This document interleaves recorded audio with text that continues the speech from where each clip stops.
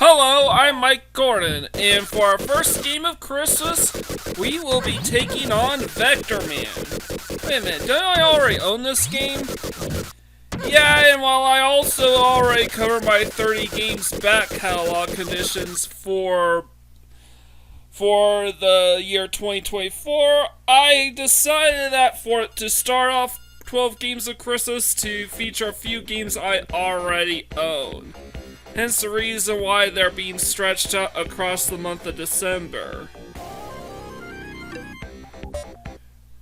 Now, for perfect playthrough conditions, I made some decisions. Number one, you don't need to do the whole collect-a-thon thing since there's no save feature and there's no additional rewards other than a high score. And number two, difficulty setting doesn't matter so long as you beat the game.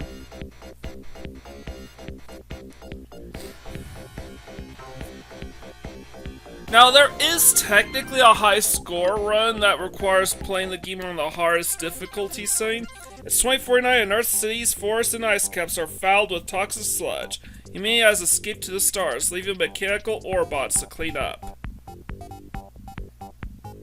One powerful orbot, Raster, oversees the cleanup through a planet-wide comnet. Tragedy strikes when in error, attendants connect a salvaged nuclear bomb to Raster's master control circuits. Warhead is born, and he stands for tyranny, hatred, and oppression. By Warhead's decree, Earth is forged into an instrument of death for the returning humans. Vectorman lands his space barge after delivering a load of sludge to the sun. Unhindered by evil mind control, he will not rest until Warhead is defeated and the Earth is again free. Alright, that's the story of Vectorman.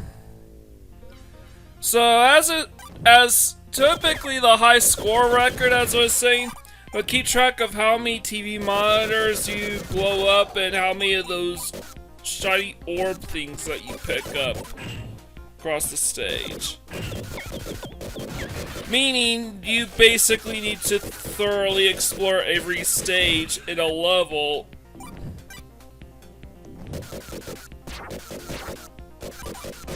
But there's no save or password feature. And typically speaking, perfect playthrough conditions are not high score based. I gave it some debate on whether or not include the collect-a-thon feature as part of my condition for the perfect playthrough. But I basically use some enemies and monitors will just hand out like 5 to 10 of these orb things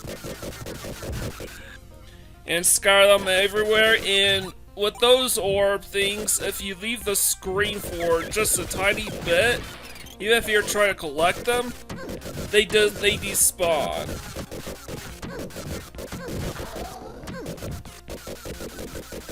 So as a result, I decided not to include the orb thing. I decided not to include the orb things or the TV monitors as conditions for a perfect playthrough.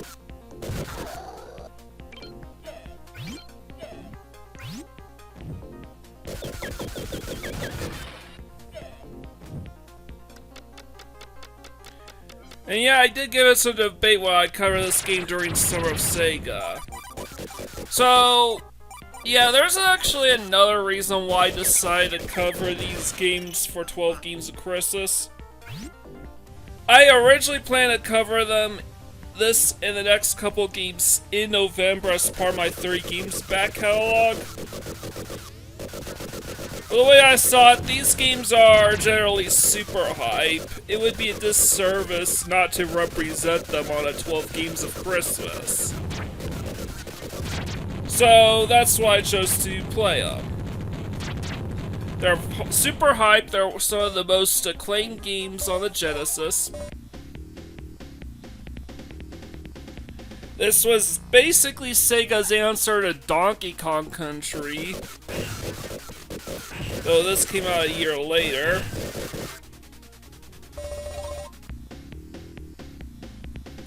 And oh yeah, with turtle controls, beating some of these bosses becomes super easy.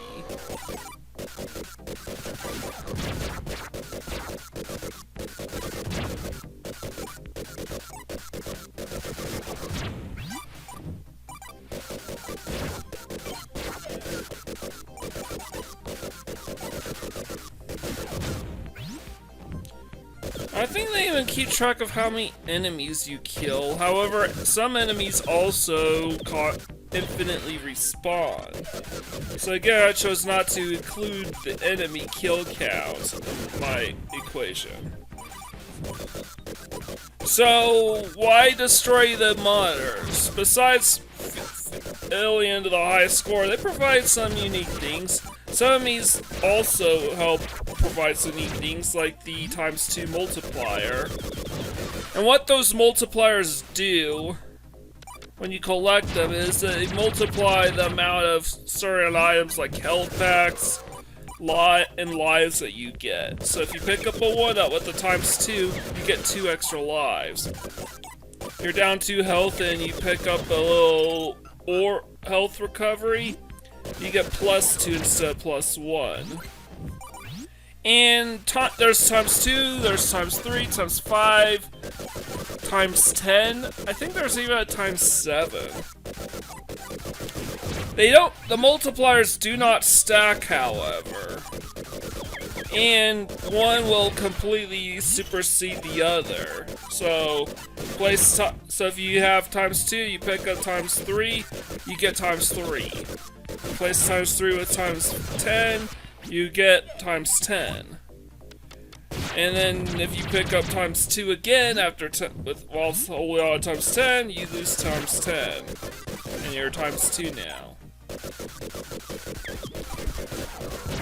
The multipliers don't really affect the collectathon aspects, and all the collectathon aspects do is feature into your high score.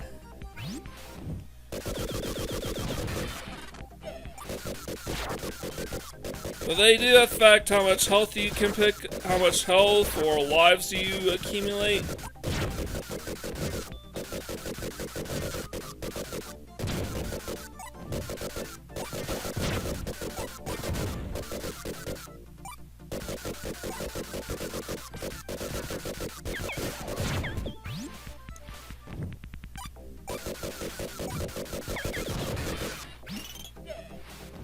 They affect how much time you get.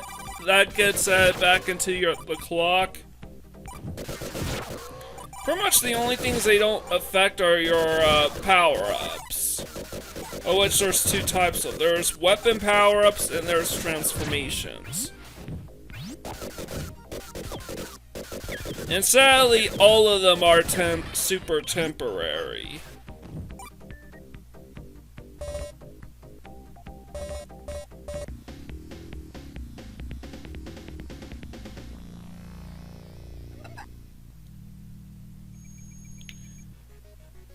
So yeah, there we go. That's basically the gist of this game. So with transformations, they generally last either for a few seconds or until you accomplish a certain task.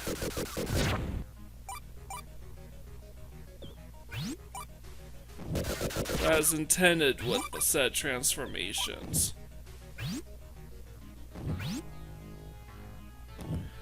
With weapons, they last basically for about 10 to 30 seconds.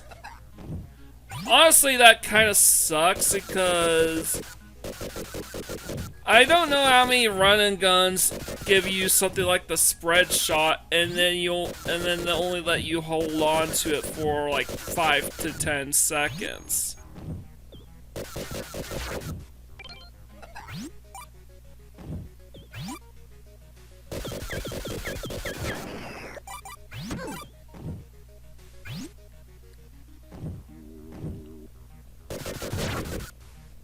So, yeah, there's some slippery ice physics mixed with underwater physics, so you get kind of an awkward...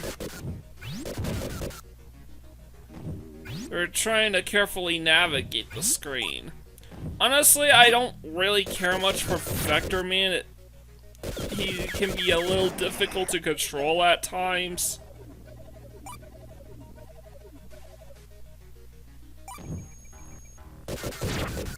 And though it's really cool looking,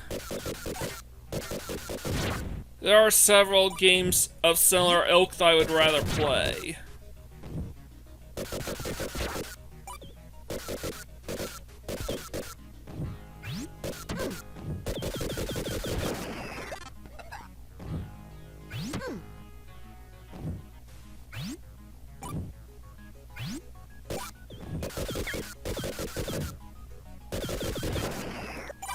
So I'm trying to get to a certain spot and I'm just slipping and sliding everywhere.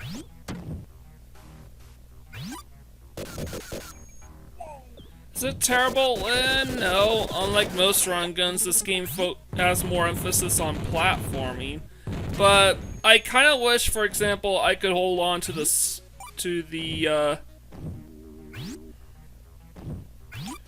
spread shot for an indefinite period of time, but I can't.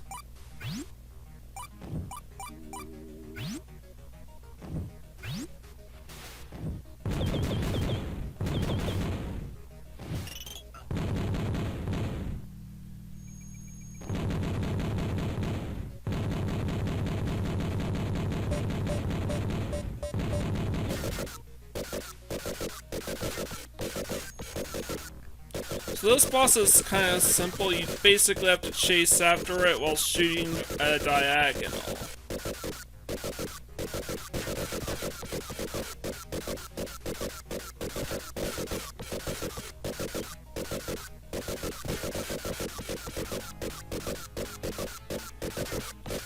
Alright, just keep shooting over and over again. He flies way too fast. You sort of have to anticipate where he's going.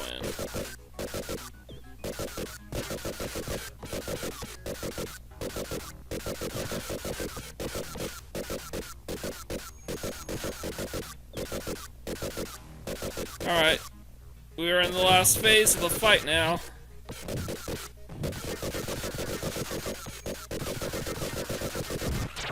Got him.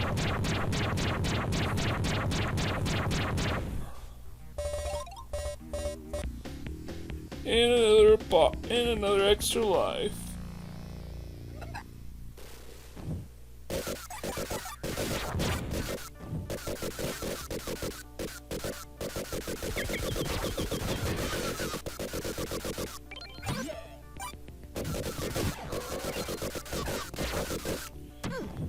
So I just have to keep climbing up. As I said previously, I'm not really concerning myself with collecting all the orbs in this stage because all that affects is high score. And this video would take way too long to finish.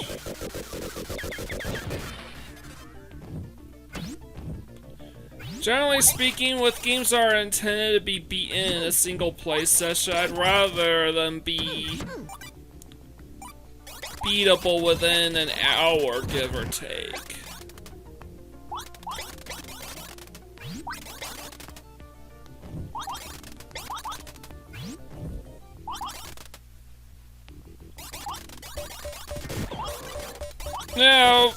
Now that we have a bit of downtime, I like to address the plot of the game.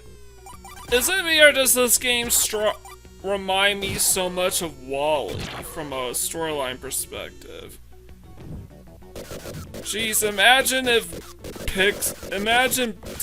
Disney Pixar adaptation of Vectorman. Because I don't think I can imagine Vectorman being all that into Hello Dolly.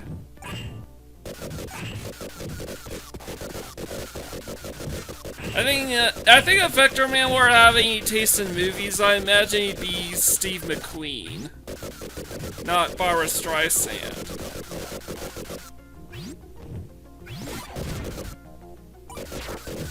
I mean, then again, this is Sega.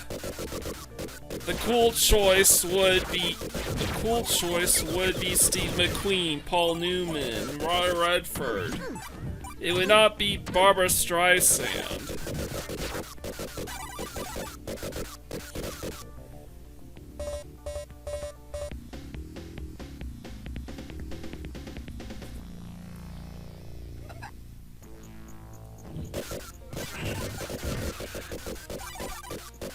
So rather than spending too much time in any of these stages, I'm just gonna make a beeline for the exit.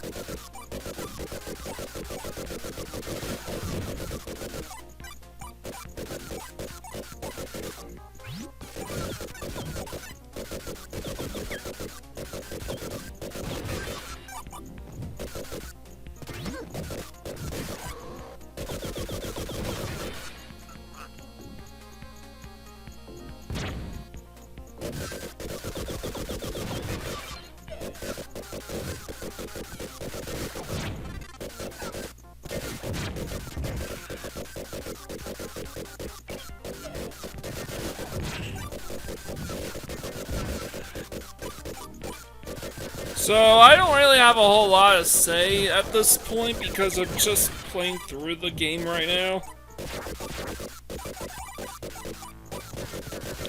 And I'm still a little groggy.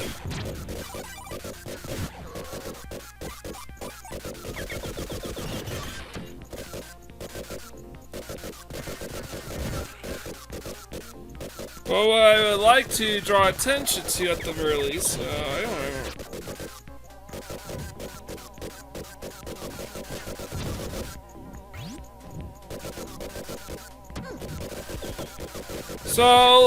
So a lot of people. So I don't know if people are even asking me of any of these questions. But I reckon that some people have. But I reckon some people have been asking me about a website called Retro Achievements and why I'm not including them into the conditions for a perfect playthrough. And my reason for that is simple. Retro Achievements is literally a third-party achievement system. It creates a whole host of achievements for games like Vectorman and older games like Vectorman and Final Fantasy VII and Xenogears. You know, games that came out before the advent of trophies and achievements in modern games. And none of these games were ever designed with retro achievements in mind, which is why I don't consider their conditions when covering any of these games for perfect playthroughs. Hey, holy shit. We're back on, our Wi-Fi's back on. I don't like to get personal, they're having lots of internet problems lately, and we have no idea what's causing it.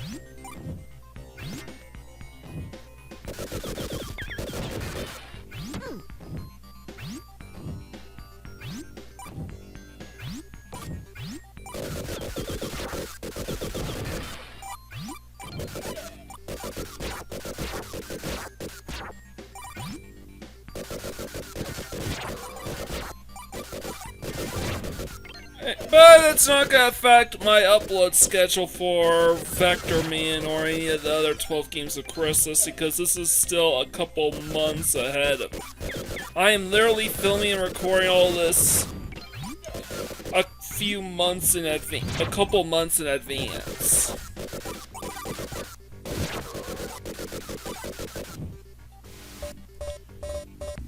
So honestly, I do think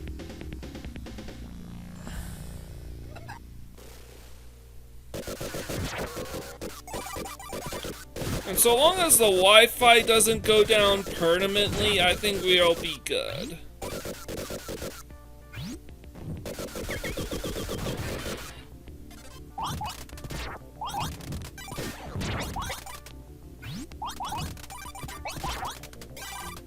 So maybe if we continue to have Wi-Fi problems, we should probably set out for California.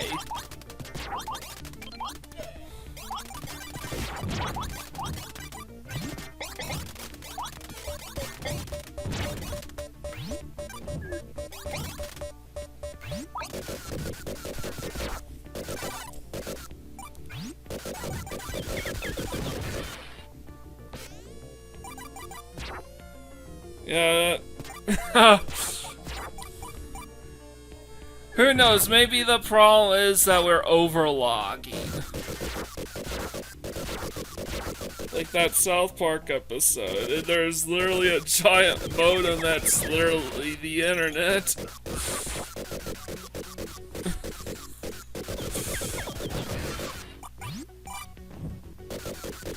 See, I was just off screen for just a tad and one of the orbs just disappeared.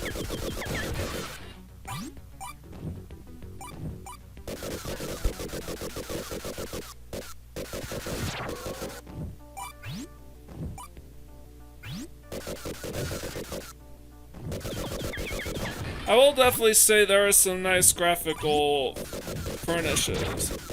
And honestly, I do think when you don't really have to worry about any achievement system, any achievements or trophies, you sort of or any goals for a specific any in mind, you gotta realize, hey, I kind of like just playing with the sole task being that I have to beat the game. Makes it a little bit more fun that way.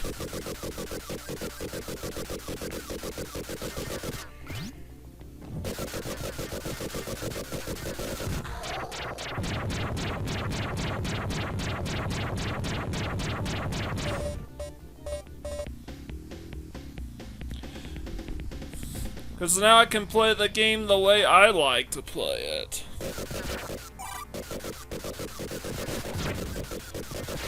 So yeah, Vectorman generally ranks decently high on many people's lists of best Sega games, Genesis games of all time.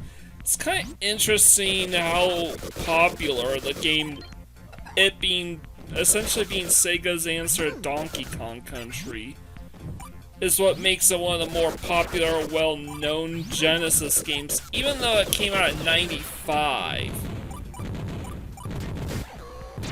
I mean, I prefer games like, most people I reckon would prefer games like Ristar or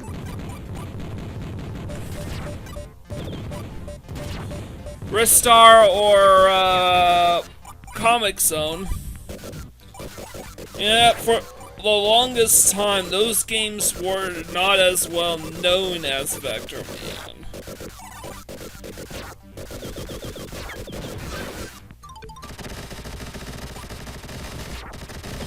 And it really boils down to its marketing, I think.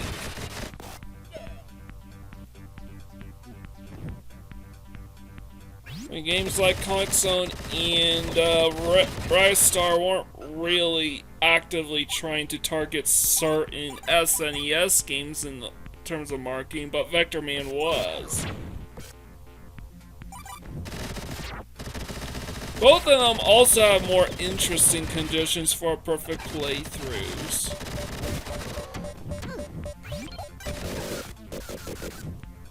As there is a reward for collecting all the treasures in Ristar, I actually showed those off during Summer of Sega.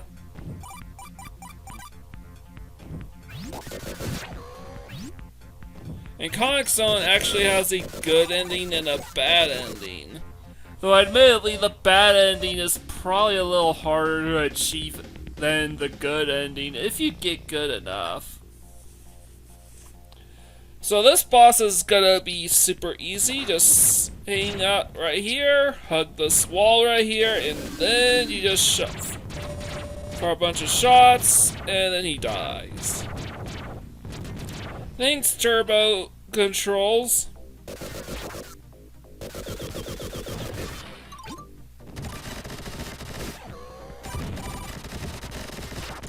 So yeah, Vectorman was the beneficiary of having a counterpunch to work off of, whereas games like Comic Zone and Ristar didn't.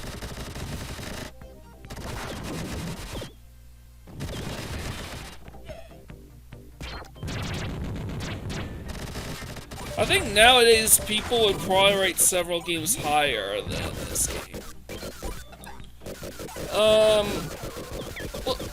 I remember Screw Attack ranking this game like number 8 or something. Number 9, number 8 on the list of best Sega games of all time. Number 1 on their list was Strider, which is very, very weird, to say the least.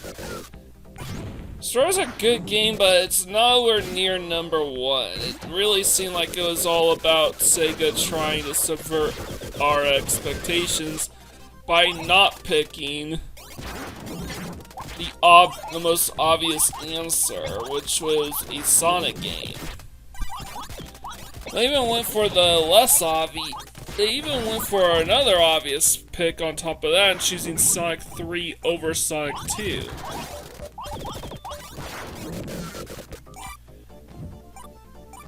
Which is simply not as obvious.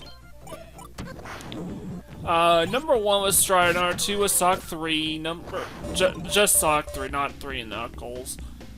3 was Streets of Rage 2, 4 I think was Gunstar Heroes.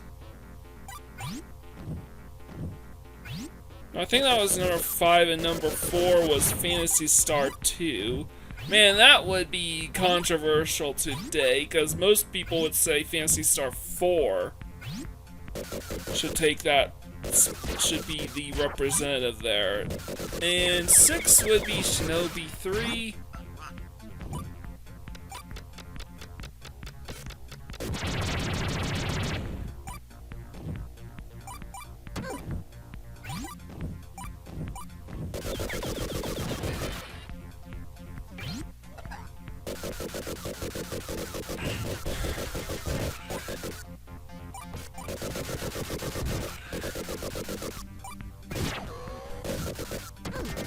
And I think it's around 9, 8, and 7 where we get games like Rocket Knight Adventures, Vectorman, and Castlevania Bloodlines, so I forgot the specific order that these games would rank.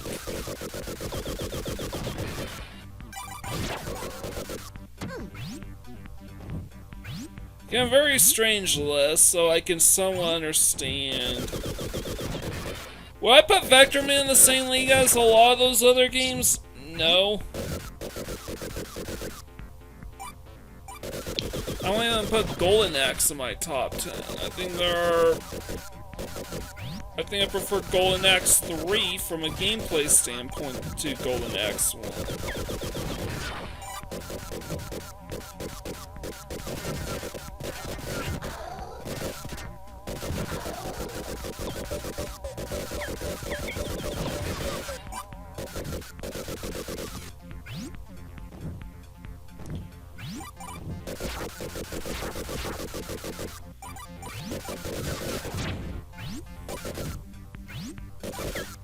But I think Vectorman, where I would rank it, was probably somewhere in the top 30 on a good day.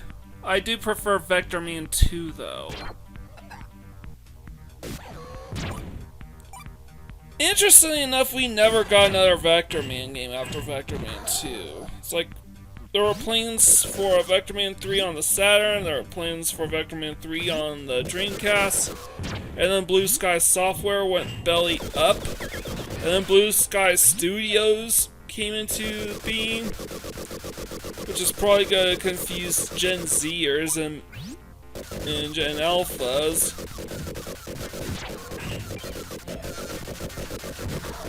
But they're not related companies at all.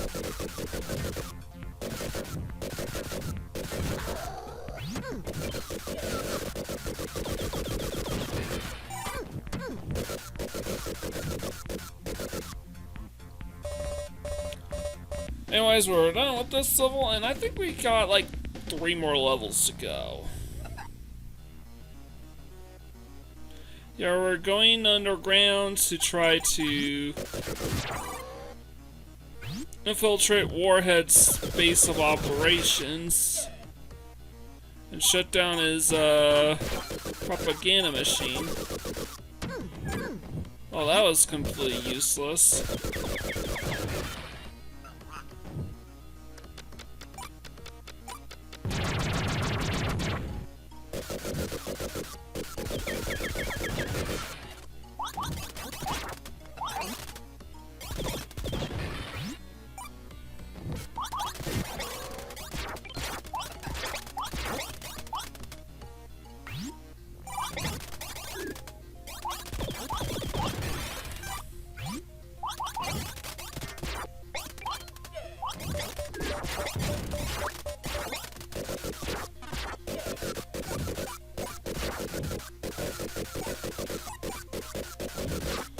And we're just gonna have to keep going down, down, down. Just down, down, down.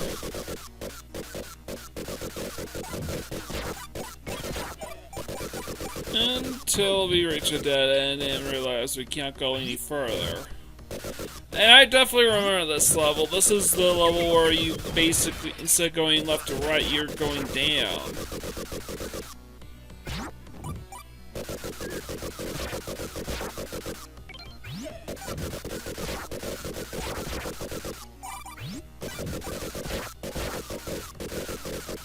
And the background's nothing to be impressive. I will admit, I will concede that Vectorman looks very impressive as far as parallax scrolling goes.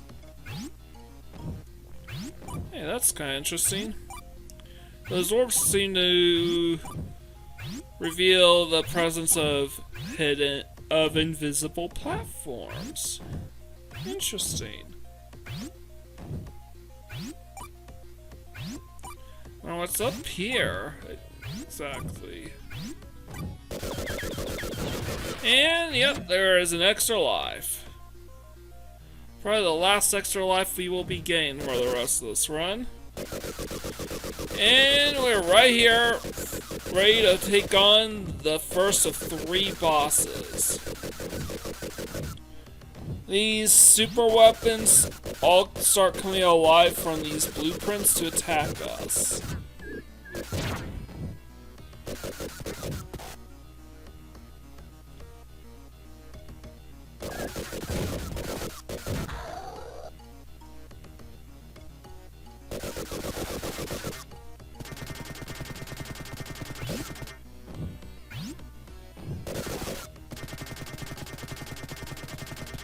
And this is literally how you deal with an enemy like this.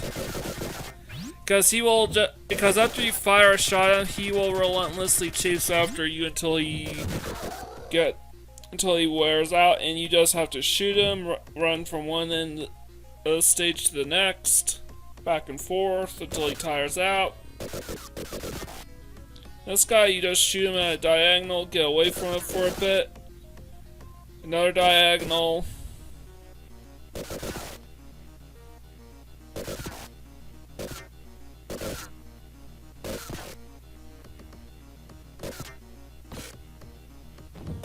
Oh yeah, it shoots projectiles at you, so be aware of that.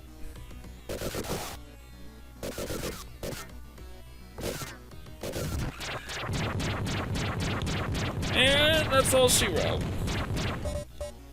2 more levels to go.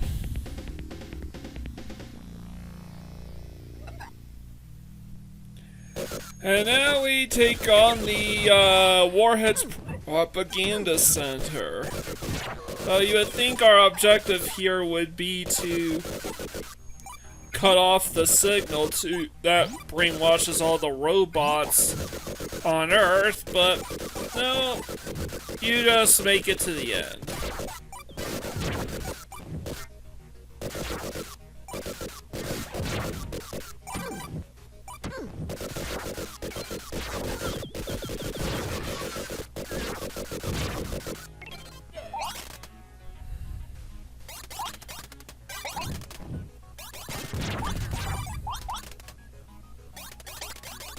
And look at this. All the TV screens show flashing images of Warhead.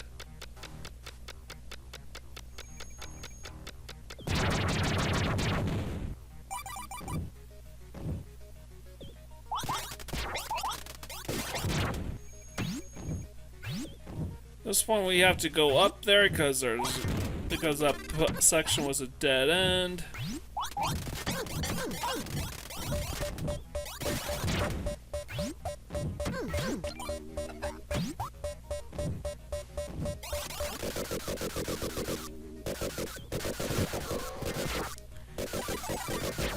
And I'm just taking my sweet time so I don't outgain the screen. That's kind of another problem with this game.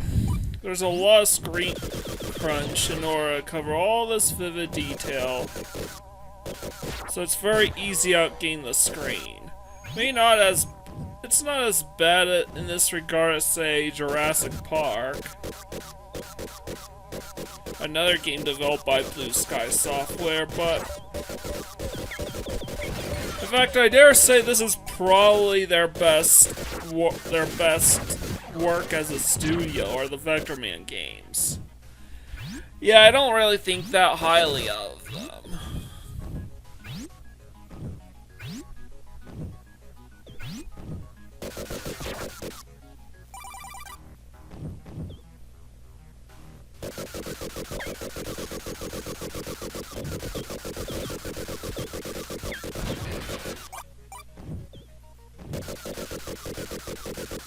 And we need to head down this lift.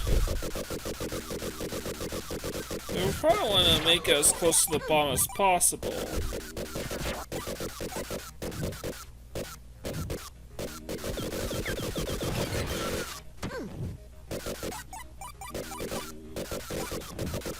And I think this is as far as we can go, so we go up, up, up.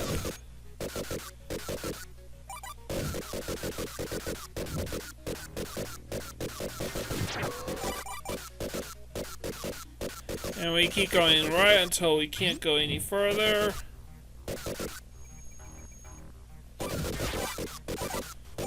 And we keep going lower until we can move further. Just up, down, trying to go from left to right.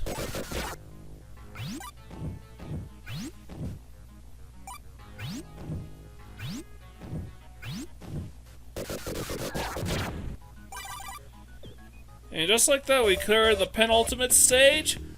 Now we get to take on the final boss, Warhead himself. Twist and shout. Yeah, too bad there ain't a whole there isn't a huge staircase full of black people dancing.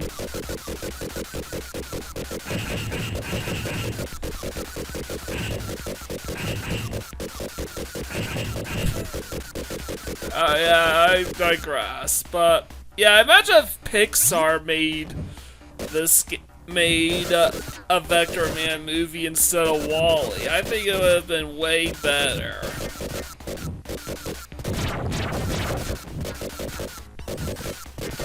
Anyways, I keep jumping and shooting until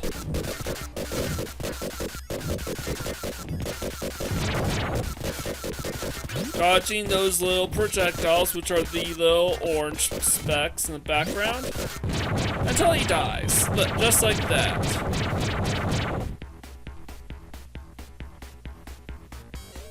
And just like that, we've beaten Vectorman. Warhead is vanquished. The Earth is safe for the return of humanity. Earth has a new hero, Vectorman. Yeah, that was kind of weak, but I digress. There's literally no cutscenes, just those little text boxes. So yeah, that's Vectorman for you.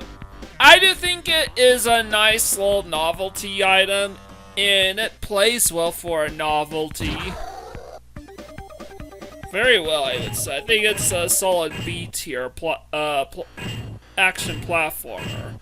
I probably would be reluctant to call this a run and gun because this is clearly more of a platformer game than Gunstar Heroes or Batman Robin. Or even, what's it called? Contra, obviously. Though Contra is a bit of a platformer in its own right.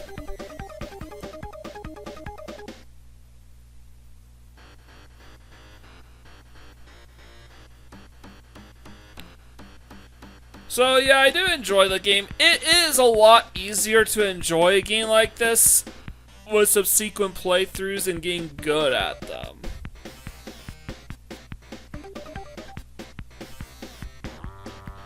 As far as being able to carry a perfect playthrough, I don't think this game can. At least a full-blown perfect playthrough that goes beyond. I probably would not go for let's collect everything conditions ever for a game like this. Not unless I were to change this category to high score.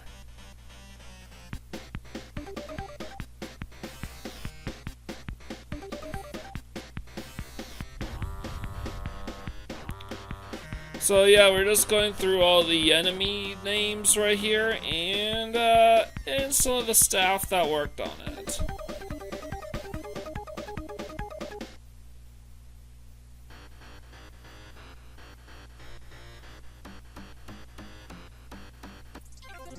And now it's just all credits. Yeah, I'm gonna stick by. I do think this and Vectorman 2, which I prefer, are probably the best games to come from Blue Sky Software. Though I haven't played everything they've done. Actually, I don't know. Maybe some of the Did Blue Sky Software also work on the Joe Montana games? Or at least most of them, because I know the first game wasn't done by Blue Sky Software. But the second games onward were.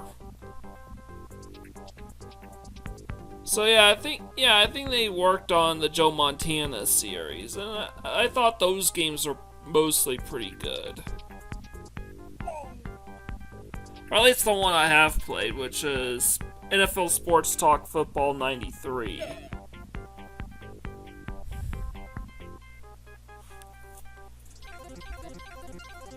But even that one kind of has a weird control scheme that doesn't feel natural, like, say, a Tecmo Super Bowl or John Madden Football.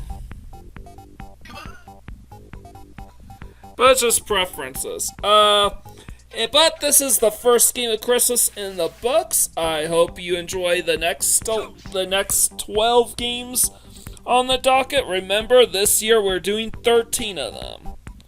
So tune in next week for the second game of Christmas. Leave a like, comment, share, and subscribe to my channel. I greatly appreciate it. With all out of the way, this is Mike Gordon, sign out.